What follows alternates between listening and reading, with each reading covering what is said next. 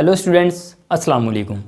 I am mister Mohammad जम्मल और आप देख रहे हैं लर्निंग पॉइंट चैनल। ये हमारा ऊप सीरीज़ का 14th लेक्चर है। इस लेक्चर में हम बात करेंगे मल्टीपल इनहेरिटेंस के बारे में। 13th लेक्चर में हमने बात की थी मल्टी लेवल इनहेरिटेंस के बारे में, जो कि बिल्कुल सिंपल सा हमने एक प्रोग्राम एग्जाम्पल प्रोग्राम भी देखा था। इसी तरह इस लेक्चर में हम बात कर रहे हैं मल्टीपल इनहेरिटेंस के बारे में। सबसे पहले मैं आपको डिफरेंस बताता हूं कि मल्टी लेवल और मल्टीपल इनहेरिटेंस में क्या फ़र्क है। ये दोनों के दरमियान डिफरेंस करने के बाद हम मल्टीपल इनहेरिटेंस को फर्दर मोर डिस्कस करेंगे और उसके बाद मैं एक आपको एग्जाम्पल प्रोग्राम के ज़रिए जो मल्टीपल इनहेरिटेंस है इसको समझाऊंगा इस लेक्चर के अंदर। चलें जी, हम स्टार्ट करते हैं। मैं सबसे पहले आपको डिफरेंस बताने जा रहा हूँ मल्टी लेवल और मल्टीपल। मल्टी लेवल इनहेरिटेंस में हमने देखा था कि हमारे पास एक पेरेंट क्लास होती थी, जिस तरह लेट करें क्लास ए है, और फिर इसी तरह हम इससे ए से पेरेंट क्लास से एक क्लास डराइव करते थे, ठीक है, जिसको हमने क्या नाम दिया है, बी का। अब बी जो डराइव्ड क्लास से अगर हम फर्दर मोर एक क्लास डराइव कर लें तो इसको हम मल्टीपल, इसको मैंने ऐड का नाम दिया है, इसको मल्टी लेवल इनहेरिटेंस कहते हैं। मल्टी लेवल, ठीक है, यानी कि पेरेंट क्लास से एक क्लास हमने क्या कर ली है, डराइव कर ली है। फिर जो डराइव्ड क्लास है उससे फर्दर एक और क्लास डराइव कर लेना क्या कहलाता है, मल्टी लेवल इनहेरिटेंस कहलाता है। जिस तरह मैंने पिछले लेक्चर में आपको एग्जांपल दी थी, ग्रैंडफादर, उसके बाद फादर, उसके बाद चाइल्ड। जो ग्रैंडफादर है, ग्रैंडफादर से ड्राइव होता है फादर, फादर से ड्राइव होता है चाइल्ड। मतलब ये सिंपल सी मैंने एक रियल टाइम एग्जांपल भी आपको साथ दी थी, किसकी, मल्टी लेवल इनहेरिटेंस की। अब हम बात करते हैं मल्टीपल इनहेरिटेंस। मल्टीपल इनहेरिटेंस को समझाने से पहले, डायग्राम से पहले, मैं आपको सिंपल इंग्लिश में बताना चाहता हूँ कि मल्टीपल इनहेरिटेंस होता क्या है।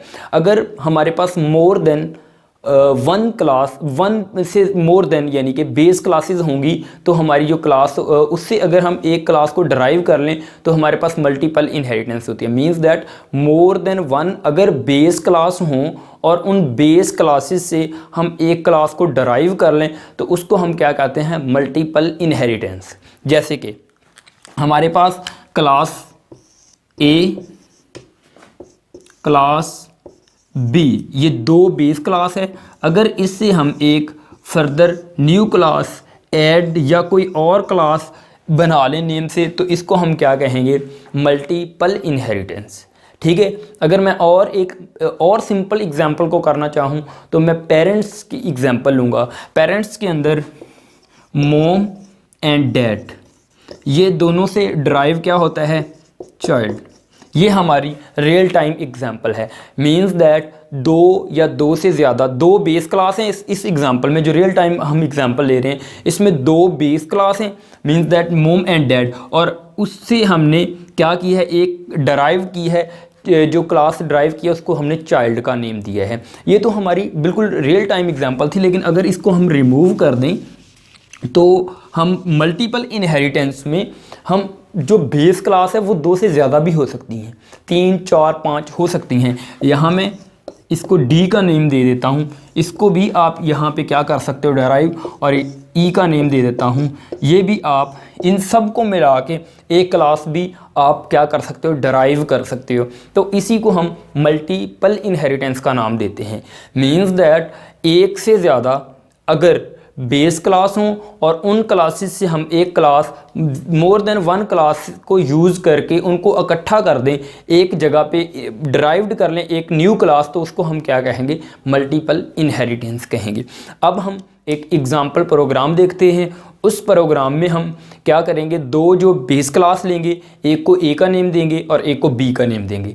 ए के अंदर एक वेरिएबल लेंगे एक्स, उसकी वैल्यू, एक फंक्शन बनाएंगे उसका, ताकि x की वैल्यू को घट कर सके। और इसी तरह जो b क्लास हम बनाएंगे उसमें एक y वेरिएबल लेंगे और y के अंदर हम यूज़र से वैल्यू घट करेंगे। और थर्ड क्लास हम ऐड नेम से बनाएंगे, जो कि इन जो a और b के को डराइव करके हमने बनाई होगी। ठीक है, उसमें हम मल्टीपल इनहेरिटेंस लगाएंगे। मींस दैट दोनों क्लासेस को उस क्लास के अंदर क्या करेंगे, ड्राइव करेंगे, और x और y जो दो हमने वेरिएबल लिए हैं उनको ऐड करवाएंगे और डिस्प्ले का एक फंक्शन लेके उनको डिस्प्ले करवाएंगे। ये हमारा सिंपल सा प्रोग्राम होगा। चले हम देखते हैं कि ये प्रोग्राम किस तरह हम सॉल्व करते हैं। बिल्कुल सिंपल सा प्रोग्राम है, जिस तरह हमने प्रीवियस एग्जांपल ली थी मल्टी लेवल इनहेरिटेंस की, उसी तरह हम मल्टीपल इनहेरिटेंस की वही एग्जांपल को इस जगह पे लिख रहे हैं ताकि आपको समझ आ जाए। चलें जी स्टार्ट करते हैं। Include iostream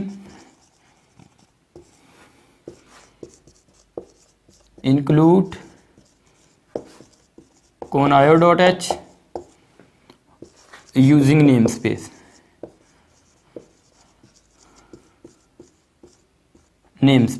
std। ठीक है, अब मैं क्लास बनाने जा रहा हूं, क्लास A, क्लास A। इसके अंदर मैं प्रोटेक्टेड जो हमारा एक्सेस स्पेसिफायर है, इसके अंदर मैं एक वेरिएबल लेता हूं जिसको मैं x का नेम देता हूं, इंट x। ठीक है, अब पब्लिक एक्सेस स्पेसिफायर के अंदर मैं एक फंक्शन ले रहा हूं जिसकी टाइप क्या होगी, कंस्ट्रक्टर होगी। कंस्ट्रक्ट टाइप का जो हमारा एक क्या होगा, फंक्शन होगा, जो कि ऑटोमेटिकली कॉल होगा जब हम ऑब्जेक्ट बनाएंगे, क्योंकि हमने कंस्ट्रक्टर के बारे में पहले पढ़ लिया है। इसलिए मैं अब जो भी प्रोग्राम बनाऊंगा उसमें जो प्रीवियस हमने लेक्चर पढ़े हैं उनके रिलेटेड जो डेटा है इधर इस्तेमाल किया करूंगा, ताकि आपकी प्रैक्टिस हो जाए और आपको पता भी चल जाए कि किस तरह हम उन जो कॉन्सेप्ट हमने पढ़े हैं पीछे क्लियर किए हैं उनको यूज़ कैसे करते हैं। इसलिए मैं यहाँ पे जो बनाने जा रहा हूँ फंक्शन, वो कंस्ट्रक्टर फंक्शन होगा। उसका नेम क्लास की तरह ही होता है, इसको मैं ए का नेम देता हूँ और इसके अंदर एक्स की वैल्यू गेट करता हूँ। इसकी बॉडी सी आउट, पहले एक मैसेज शो करवाता हूँ कि वैल्यू एक्स के अंदर क्या करवाई जाए, इंटर करवाई जाए, इंटर वैल्यू। ठीक है, और सी इन एक्स। ये हमारी एक क्लास क्या हो चुकी है, कंप्लीट हो चुकी है। हमने एक क्लास बना ली है, इसके अंदर प्रोटेक्टेड के अंदर हमने एक वेरिएबल लिया और पब्लिक के अंदर उसको यूज़र से गेट कर लिया, हमने एक फंक्शन बना लिया है जो कि कंस्ट्रक्टर है। जब ऑब्जेक्ट क्रिएट करेंगे तो वो ऑटोमेटिकली क्या होगा, कॉल होगा। अब हम नेक्स्ट क्लास बनाने जा रहे हैं जिसको मैं क्लास बी का नेम दे रहा हूँ। इसको हम दोनों को इनहेरिट नहीं करवाएंगे, इसमें ये एक अलहदा क्लास है, ठीक है, जो बी क्लास है।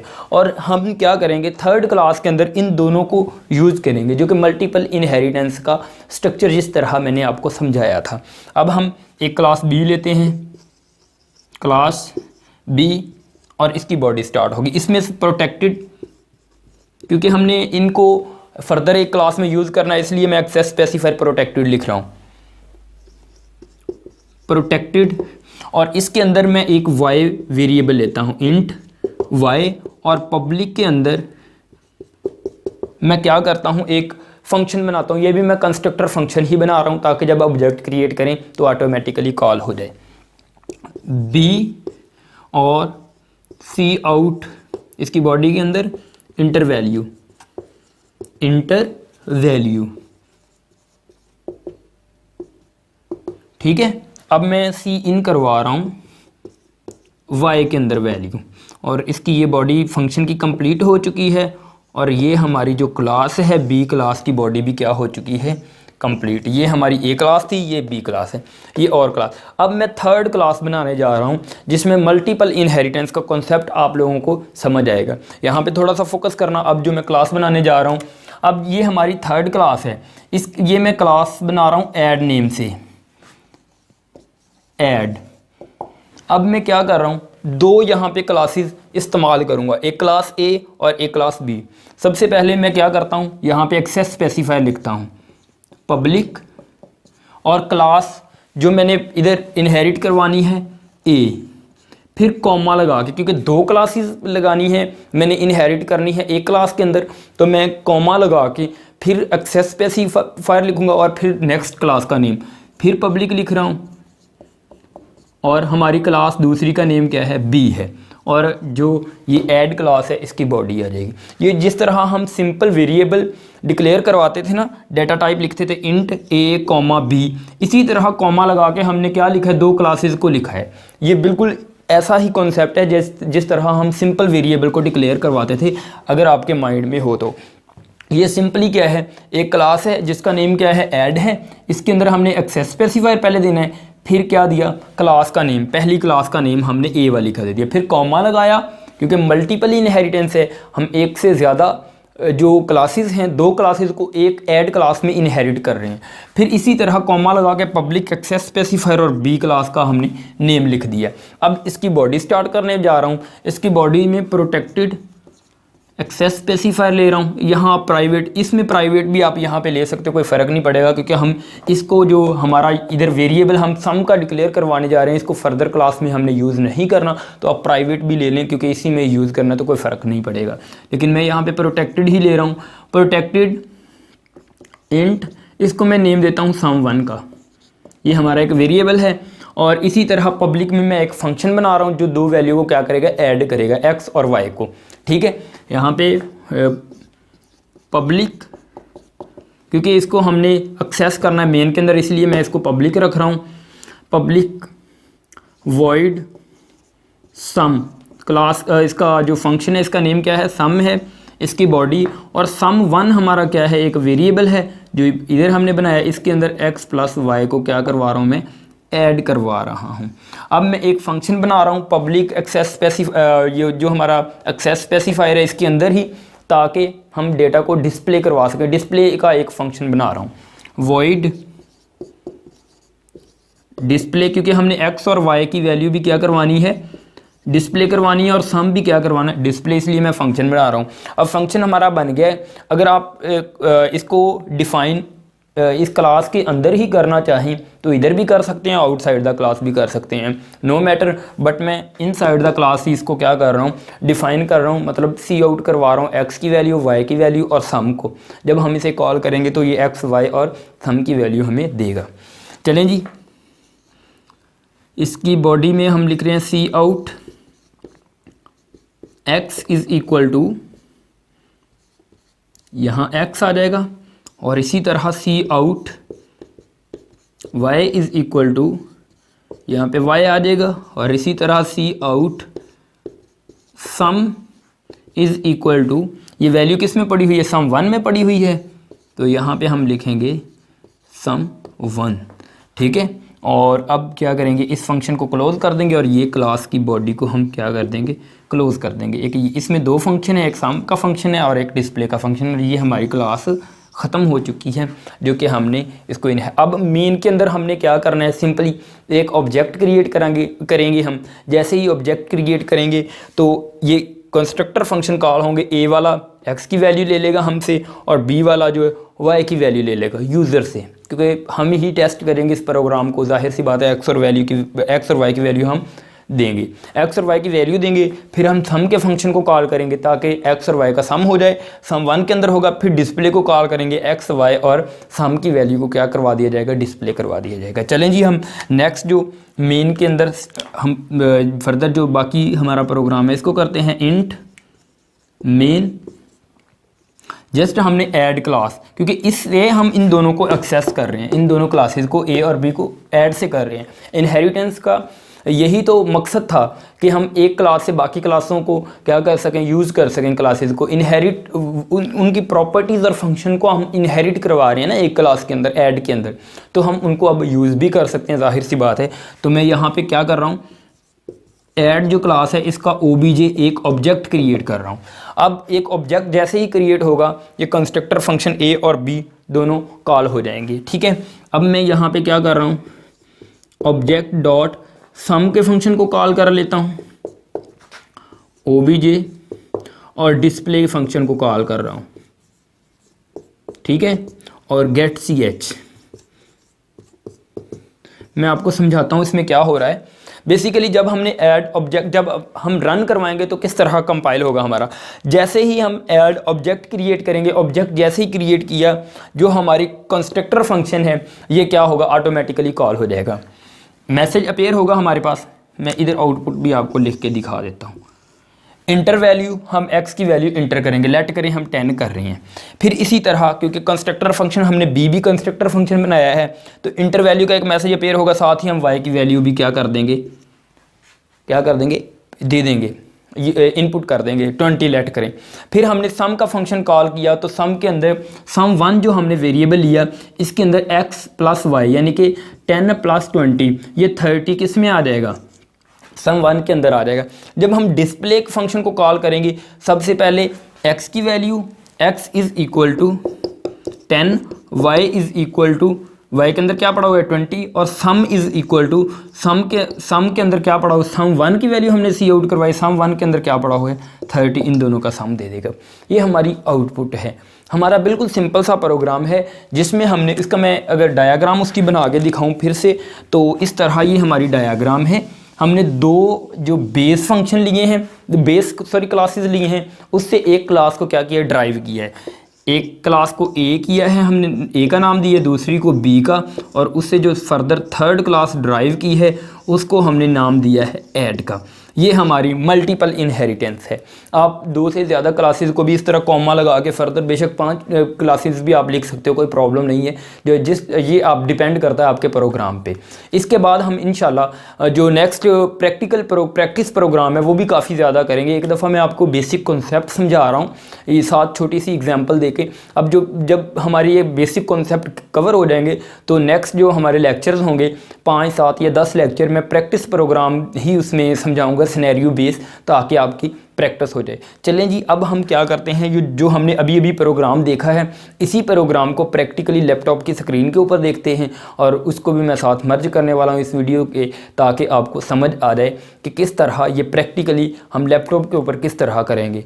तो चलें स्टार्ट करते हैं। हम स्टार्ट करते हैं जो अभी हमने देखा था प्रोग्राम, इसको प्रैक्टिकली देखें जी। हमने क्या किया था, जो हमने 2 बेस क्लास ली थी। एक क्लास का नेम हमने रखा था ए, और एक क्लास का नेम रखा था हमने बी। क्योंकि हम मल्टीपल इनहेरिटेंस देख रहे हैं, इसमें हमने 2 क्लास जो ए और बी को देखा था या बनाया था, इसको हमने इनहेरिट किया था एक क्लास है जिसका नेम है ऐड। देखें जी, ये हमने इसको इनहेरिट किया है। इसका विजिबिलिटी मोड जो है या एक्सेस स्पेसिफायर हमने पब्लिक यूज़ करके ए का नेम लिखा हुआ है क्लास का, और इसी तरह हमने किस क्लास का नेम रखा हुआ है बी का, जो कि दोनों क्लासेस को हमने इनहेरिट किया हुआ है एक सिंगल क्लास के अंदर, यानी कि जो ड्राइव्ड क्लास है जिसका नेम क्या है ऐड है।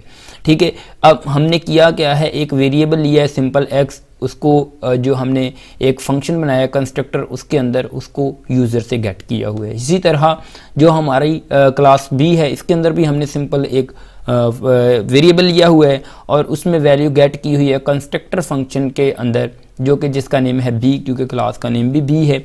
इस तरह इसको हम कंस्ट्रक्टर फंक्शन कहते हैं। और फिर जो हमारा थर्ड हमने ऐड फंक्शन लिया है, इसमें हमने एक वेरिएबल लिया है जिसका नेम क्या है, सम है। तो इस तरह हमने फिर एक पब्लिक में क्या किया है, एक फंक्शन बनाया है। Let me add the object. अच्छा जी, ये हमने क्या बनाया है, एक पब्लिक में एक फंक्शन बनाया जिसका नेम सम है। सम के अंदर जो सम 1 हमने वेरिएबल ऊपर ये क्रिएट किया है, इसके अंदर एक्स और वाई की वैल्यू जमा करवा के रखवा दी है। और एक हमने फंक्शन लिया है डिस्प्ले, और इसको हमने जो डिफ़ाइन किया है, या इसको हमने जो अपना डिक्लेयर करवाया है, डिफ़ाइन करवाया है, इसको वैल्यूज़ जो डिफ़ाइन करवाई हैं, इसको हमने क्या किया, आउटसाइड द क्लास डिफ़ाइन करवाया है। ये देखें जी, डिस्प्ले फंक्शन के अंदर हमने क्या किया है, एक्स की वैल्यू को डिस्प्ले करवाया है। फिर इसी तरह हमने वाई की वैल्यू को डिस्प्ले करवाया है। फिर हमने क्या किया है, उनका जो सम था उसको भी क्या करवा लिया है, डिस्प्ले करवा लिया है, क्योंकि ये हमारा डिस्प्ले फंक्शन है, ये जो एक्स वाई और सम को डिस्प्ले करवाएगा। ठीक है, अब हम मेन के अंदर क्या करेंगे, सबसे पहले एक ऑब्जेक्ट क्रिएट करेंगे। ये देखें जी, हमने ऑब्जेक्ट क्रिएट किया है। ऑब्जेक्ट क्रिएट करके ऑब्जेक्ट के साथ, क्योंकि ऑब्जेक्ट क्रिएट करेंगे तो ऑटोमेटिकली एक्स और वाई की वैल्यू ऑटोमेटिकली वो जो 2 फंक्शन है ए और बी फंक्शन, कंस्ट्रक्टर फंक्शन, वो कॉल हो जाएंगे। एक्स और वाई की हम वैल्यू इन कर देंगे। उसके बाद हमने जो सम फंक्शन को कॉल किया वो सम करेगा वैल्यूज़ को। जब हम डिस्प्ले फंक्शन को कॉल करेंगे तो ये एक्स वाई और सम की वैल्यू को क्या करवा देगा, डिस्प्ले करवा देगा।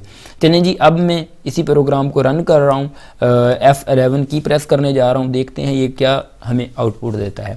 देखें जी, इंटर वैल्यू ऑफ एक्स, सबसे पहले हमारे पास क्या आ रहा है message, inter value of x means that जो कंस्ट्रक्टर फंक्शन ए है ये ऑटोमेटिकली कॉल हो चुका है, हालांकि हमने मेन में इसे कॉल नहीं किया। इसको मैं वैल्यू 1000 दे रहा हूँ, और फिर इंटर वैल्यू ऑफ वाई, इसको मैं वैल्यू 2000 दे रहा हूँ। ठीक है जी। अब सम के अंदर हमारे पास 3000 आना चाहिए, पहले x और y की वैल्यू शो करवाए फिर सम दे। देखें जी x is equal to 1000 sorry और y is equal to 2000 and sum is equal to 3000। ये हमारा प्रोग्राम सक्सेसफुली वर्क कर रहा है। अगर आपको कहीं भी प्रॉब्लम हो तो आप कमेंट कर सकते हैं। ठीक है, उसके बाद अगर ये जो आपको लेक्चर है ये अच्छा लगे तो आप लाइक, सब्सक्राइब और कमेंट ज़रूर करना। अगर आपको बहुत ज़्यादा प्रॉब्लम हो कहीं पे, अगर बिल्कुल समझ ना आ रही हो तो आप मैसेज वगैरह भी कर सकते हैं, मैं व्हाट्सएप पे आपको रिस्पांस दूंगा। +923478056929 ये मेरा नंबर है, आप इस पर व्हाट्सएप बनी हुई है, आप मैसेज वगैरह कर सकते हैं। चलें जी, अल्लाह हाफिज़, मिलते हैं इंशाल्लाह नेक्स्ट लेक्चर में।